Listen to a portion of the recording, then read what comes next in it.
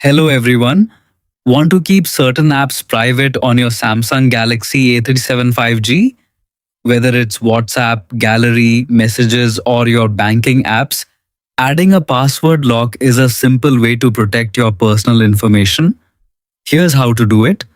Start by opening the Google Play Store and searching for App Lock. You'll find several popular options with strong ratings and millions of downloads. Choose a trusted app, install it, and then launch it on your phone. When you open AppLock for the first time, you'll be asked to create a master password. Depending on the app, this can be a PIN, pattern, or password. Choose a secure option that you'll remember, as you'll need it whenever you want to access your locked apps or change settings. Next, AppLock will ask for a few permissions. These permissions are important because they allow the app to protect other applications on your device. Grant usage access so AppLock can detect when another app is being opened. Enable display over other apps so the lock screen can appear whenever a protected app is launched.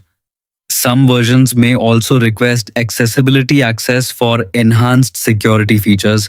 Once setup is complete, you will see a list of apps installed on your Samsung Galaxy A37 5G. Simply tap the lock icon next to any app you want to secure. Many users choose to lock social media apps, photo galleries, messaging apps, email accounts, and mobile banking applications. After selecting your apps, exit AppLock and try opening one of the protected apps. You should now be prompted to enter your password, PIN, or pattern before the app can be accessed. And that's all there is to it.